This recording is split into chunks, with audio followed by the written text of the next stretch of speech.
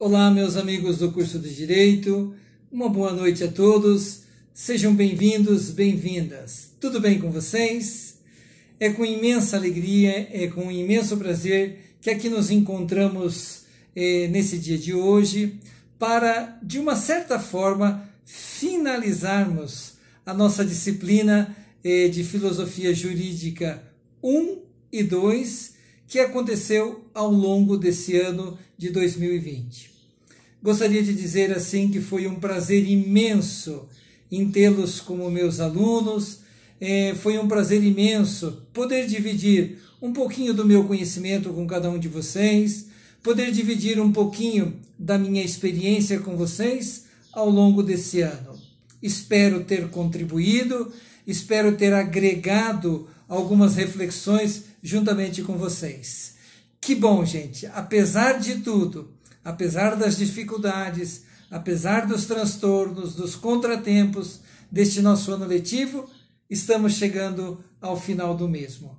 E com certeza isso é motivo de gratidão, isso é motivo de alegria, isso é motivo de retomada, de renovação das nossas intenções, de renovar os nossos desejos, de renovar tudo aquilo que nós queremos para a nossa vida, como pessoas, como cidadãos do bem e principalmente aquilo que nós queremos para a nossa vida profissional. Então sejam bem-vindos, bem-vindas. Meus queridos, a ideia de hoje da minha aula é trazer para vocês, fazer junto com vocês uma breve retrospectiva dos vários temas que nós abordamos ao longo da nossa disciplina, ao longo desse ano da nossa disciplina. E para começar essa retrospectiva, gostaria de convidar que vocês façam comigo assim um retorno, um resgate de tudo aquilo que nós fizemos, refletimos ao longo deste ano de 2020. E eu gostaria de começar a minha aula de filosofia jurídica, essa aula de retrospectiva, trazendo o tema, na verdade assim, uma fala do célebre pensador pré-socrático Epicuro. Nós sabemos que Epicuro levantou uma das principais teorias morais, éticas, sobre a questão de como desfrutar da vida, de que forma, e isso dentro da cidade, o chamado epicurismo.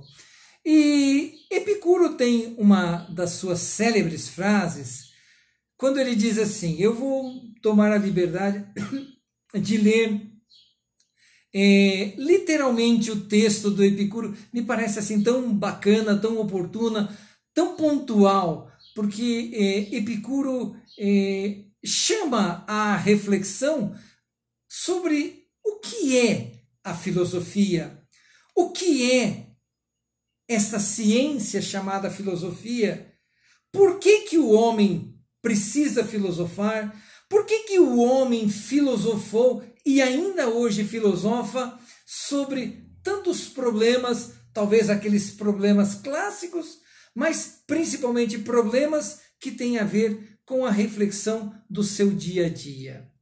E Epicuro diz assim, olha, quando se é jovem, não se pode evitar de filosofar, e quando se é velho, não se deve cansar de filosofar.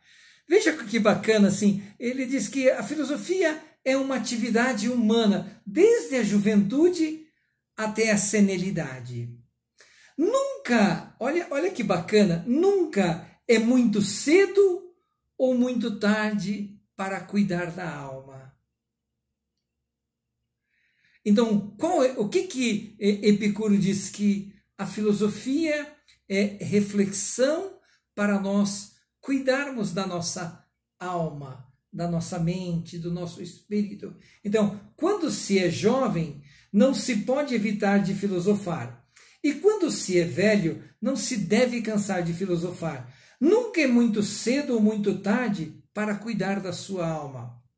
Aquele que diz que não é ainda ou que não é mais tempo de filosofar, parece àquele que diz não é ainda, ou não é mais tempo de atingir a felicidade. Então veja, aqui já encontramos uma primeira teleologia da filosofia. Cuidar da alma é cuidar da sua felicidade. Deve-se então, continua Epicuro, deve-se então filosofar quando se é jovem e quando se é velho. No segundo caso, para rejuvenescer ao contato do bem, pelas lembranças dos dias passados, e no primeiro caso, quando se é jovem, a fim de ser, ainda que jovem, tão firme quanto um velho diante do futuro. Incrível, né, gente? Então, a filosofia para Epicuro é pensar no bem, na felicidade, na alma, enquanto se é jovem.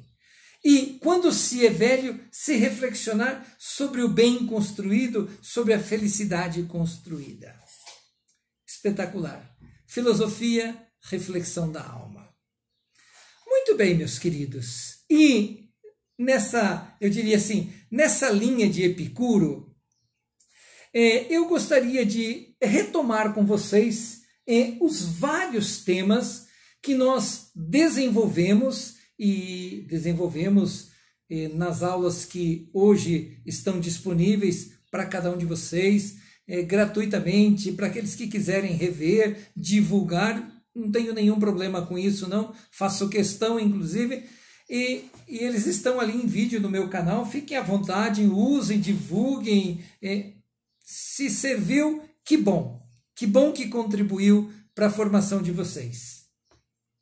Nós começamos lá nos meados do mês de fevereiro deste ano, ainda estávamos presencialmente, os primeiros encontros, quando nós fizemos, lembram lá na sala de aula, fizemos uma linha do tempo, uma linha do tempo sincrônica e diacrônica, colocamos os vários pensadores, colocamos os vários interlocutores, deixamos inclusive até um vídeo, se vocês forem olhar, dos primeiros vídeos ali, a história da filosofia, assim, uma rápida passada sobre as principais ideias e os principais autores do pensamento filosófico, desde a Idade Antiga, a Idade Medieval, a Idade Moderna e o período contemporâneo. Foi uma rápida passada e fomos tentamos encontrar de que forma a ciência do direito parece que ela caminha, o direito ele caminha com a filosofia. O direito olha para a filosofia como uma ciência reflexiva. E nesta entrada do direito na filosofia, ou se quisermos do ponto de vista didático de reflexão do direito na filosofia, é claro que nós encontramos, lembram lá quando a gente fez aquelas primeiras reflexões, onde a filosofia perguntou, lá nos pré-socráticos, o que é a justiça? Veja, gente, tema principal do direito, a questão da justiça. O que é a justiça? De que forma se vincula a justiça com a ética, com os valores? São as primeiras reflexões entre o conceito de justiça, de ética, de valores e de verdade, da verdade. Os pré-socráticos, mesmo reflexionando sobre as questões cosmogônicas, mesmo discutindo as questões propriamente de busca de compreensão do arqué, do início, das origens, mas aquela reflexão do homem vivendo numa comunidade humana. Vimos lá na Grécia Antiga aquela reflexão do próprio grande pensador, aluno de Sócrates, o grande homem do conhece-te a ti mesmo, o homem da pedagogia, Platão, né, o homem da pedagogia, Sócrates, o homem da pedagogia, mas que foi professor de Platão, que fez a primeira reflexão sobre a res pública, sobre a coisa pública. Quem são as pessoas para viver na sociedade, para viver na polis?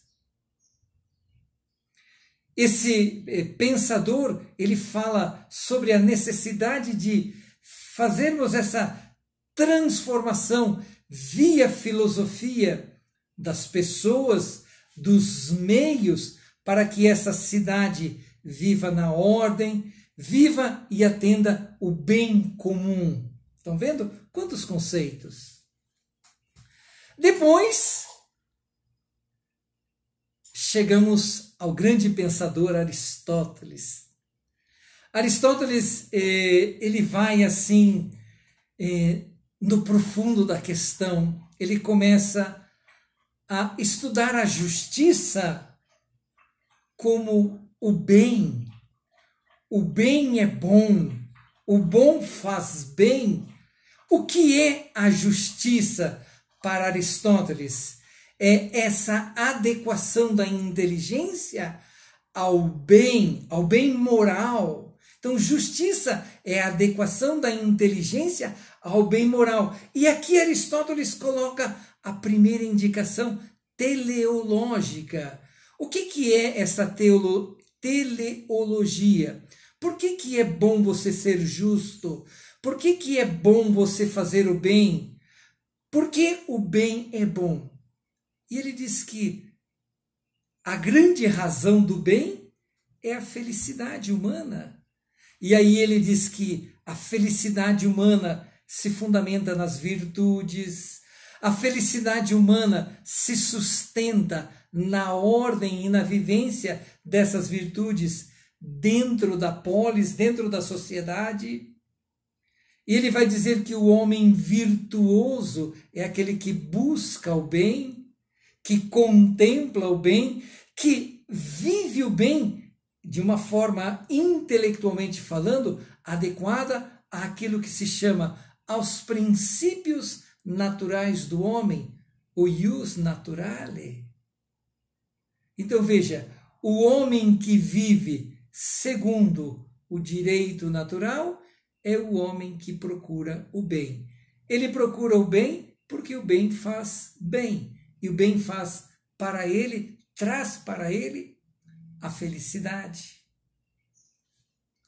Depois nós avançamos um pouco mais, lá no período medieval, lembra Santo Tomás de Aquino, que resgata a questão do direito como direito natural, mas ele já vincula o conceito de direito natural às questões desse direito dado à natureza, mas como algo advindo do Criador. Então, para Aristóteles, veja, Aristóteles dizia que adequar-se ao bem é você ser feliz. Santo Tomás de Aquino diz que esse bem que está na natureza, que é presente do Criador, se você viver de acordo com esse bem, de acordo com essa justiça, você terá direito aos prêmios eternos. Não vou entrar aqui em considerações sobre a Idade Média, mas rapidamente, pensando nesse sentido que o bem é apropriado porque ele está presente na ordem divina. Depois, ganhamos um pouco mais de terreno e chegamos no período moderno, no período em que as questões epistemológicas, se quisermos, os princípios norteadores da ciência, até então fundamentadas na fé, de uma certa forma quebra-se essa hegemonia. E o homem principalmente no Renascimento, o homem a partir da Revolução Científica, ele começa a ganhar centro nas reflexões da filosofia e, claro, do direito. E dentre os grandes pensadores, eu gosto muito, já falei para vocês, gosto muito do Descartes, mas particularmente Kant tem uma reflexão sobre o direito nessa visão do iluminismo, numa perspectiva até contractualista. Kant tem uma visão do direito incrível, e Kant coloca o homem como base do direito. Esse homem que tem em si, ele tem clareza daquela ideia do direito natural, né? Do direito natural. E Kant Kant tem assim, nos vários livros, nas várias obras dele, Kant coloca uma reflexão muito bacana quando ele fala sobre os princípios do direito. Se você quer que o direito funcione de uma forma bacana, Kant coloca, lembra aqueles 3 princípios? Qual é o primeiro princípio do direito para Kant? Viver honestamente. Nossa! Mas, gente, que coisa bacana! Viver honestamente. Isso é justiça. É você respeitar o que é teu e o que é do próximo. Isso é a ordem social. Viver honestamente. Outra coisa, Kant, segundo princípio, Kant diz, não cometer injustiça. Não lesione o seu próximo. Não prejudique o seu próximo. Não cometa injustiça. E por último, Kant diz assim, não receba aquilo que não lhe é de direito. Isto é, não queira se apropriar daquilo que não é seu. Não é seu do ponto de vista intelectual, do ponto de vista físico, do ponto de vista moral, do ponto de vista emocional. Não se aproprie daquilo que não lhe pertence. Então veja, nós transitamos daquela ideia de Deus como soberano senhor do direito natural para o homem como princípio orientador, norteador da reflexão, seja da filosofia, seja do direito. Nos períodos mais contemporâneos, chegamos a uma grande reflexão, principalmente na virada do milênio, quando lá com o Círculo de Viena, as grandes discussões sobre o que era a ciência, o norte da ciência, as discussões para se efetivar a ciência, aparece uma outra linha, se quisermos, um outro viés muito bacana do pensamento filosófico e também e principalmente do pensamento jurídico, que é, a partir do grande pensador Hans Kelsen, a grande discussão do positivismo jurídico. Isto é, a adequação da ação humana a normas. Isto é, as normas são aquelas que, desde que criteriosamente estabelecidas, são aquelas que norteiam a convivência humana. As normas são aquelas que gerenciam e garantem a todos o bem-estar na sociedade. Isso, Kelsen, é bacana, vale a pena se vocês quiserem retomar os vídeos da atualidade do pensamento de Hans Kelsen. Depois trouxemos, a gente não poderia deixar de trazer, grande pensador nosso, grande Miguel Reale, quando ele fala da tridimensionalidade do direito. Lembra quando o Miguel Reale, assim, ele ultrapassa, ele vai um pouquinho além, ele acredita que aquela visão essencialista de Hans Kelsen, aquele positivismo quase que legalista, Reale, ele tem um novo olhar, quando ele diz que é preciso você olhar as pessoas, olhar o contexto das pessoas e a norma que se adequa a essas pessoas nesse conceito. Um grande pensador que, no meu entender, aqui no Brasil, merece ser novamente estudado e repensado. E fechamos assim o nosso primeiro bimestre, o nosso primeiro momento, o primeiro semestre, melhor dizendo. Depois, quando voltamos das férias, né, já em casa, né, começamos um novo olhar para a filosofia do direito e começamos a reflexionar sobre o como se faz ciência em direito, o como se constrói ciência com o direito. E aí avançamos principalmente no estudo das epistemologias, isto é, como estudar, como pesquisar, como entrarmos no universo da ciência para efetivamente fundamentarmos o saber jurídico. E claro, vimos que este saber jurídico, essa pesquisa científica, ela só se efetiva ao longo de muito estudo, muito aprofundamento, muita teoria. Ou, em outras palavras, uma pesquisa científica essencialmente fundamentada, que vão dar as bases epistemológicas para a fundamentação da ciência do direito. Falamos também, lembram, meninos, meninas, exaustivamente que nenhuma epistemologia se constrói lendo meia página. Nenhuma epistemologia se constrói sem aprofundamento teórico, sem muita leitura. Isso não existe.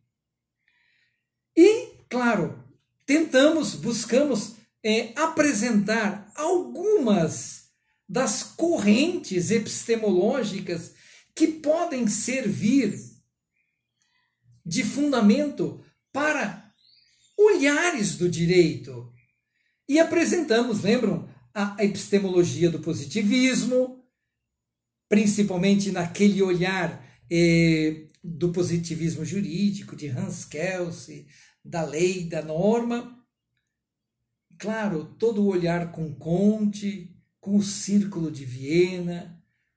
Depois avançamos na epistemologia da fenomenologia com Husserl, e ali vimos que Husserl ele caminha num olhar um pouquinho mais abstrato. Vimos que ele faz a abstração e ele chega àquele momento do momento eidético do eidos, quando eu faço a abstração do fato e vejo o sujeito naquele momento.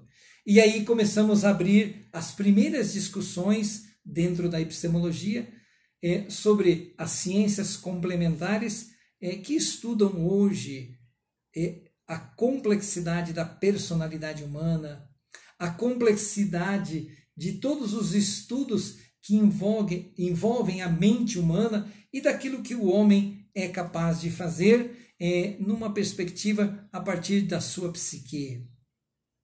Vale a pena. Vimos, lembram, a gênese, às vezes, de um serial killer, o que leva uma pessoa, parece assim, a cometer atos tão absurdos, às vezes. Por último, fechamos com a epistemologia do marxismo, aquele olhar que o próprio Miguel Reale usa muito, assim, uma tendência de tom marxista, mais marxiano do que marxista, mas de uma tentativa de compreensão da vertente jurídica a partir de uma realidade, de uma compreensão de uma realidade social, histórica, de trabalho, de injustiças, de exploração, enfim, uma realidade que exigiu uma reflexão. E por último, navegamos em três temas bastante curiosos, trazendo à memória tudo isso imerso numa das reflexões que, no meu entender, é a essencial para o homem do direito, que é a questão da linguagem. E aí trouxemos o Wittgenstein. Esse cara é incrível, gente. Quando ele fala do significado, da significação, da ressignificação, da necessidade do uso de uma linguagem técnica de compreensão por parte de quem fala, mas também de comunicação por parte daquele que nós fazemos a interlocução. E, claro, vimos a necessidade de, na filosofia da linguagem, construirmos e usarmos a ferramenta chamada hermenêutica, onde nós trabalhamos a construção dos significados, esses significados semânticos, etimológicos, esses significados, eles vão construir proposições que servirão de premissas para aquilo que é base no direito, que é o silogismo lógico. E silogismo lógico formal, silogismo jurídico. E fechamos a nossa última aula com a questão da persuasão e da paixão, o convencimento. Então, a técnica, falamos da retórica, lembra? A arte de convencer, a arte de argumentar. E aí falamos que o homem do direito é o homem da linguagem, é o homem que fala, é o homem que apresenta a reflexão sobre o direito, usando essa sua ferramenta chamada linguagem, oral ou escrita. Bastante coisa, né, gente? Bastante coisa. Eu acho que nós tivemos tempo de uma grande reflexão ao longo deste ano. Meus queridos, me despeço com grande carinho de cada um de vocês. Me despeço assim com emoção no meu coração, pedindo a Deus que Ele esteja com cada um de vocês, que Deus esteja sempre na consciência de vocês, e se vocês me permitirem, não um conselho, uma dica de um amigo. Sempre que vocês forem criar uma peça jurídica, quando vocês forem julgar um caso, participar de um júri, duas coisas. Não é conselho, dica. Primeiro, se perguntem, eu já falei isso para vocês, quantos livros eu li para propor essa sentença? Quanto eu estudei, quantos livros eu li para julgar com clareza essa sentença? Segunda dica. Se coloquem no lugar do seu cliente. Como é que você gostaria, de que forma você gostaria de ser tratado? Se você fosse o seu cliente, de que forma você gostaria de ser tratado?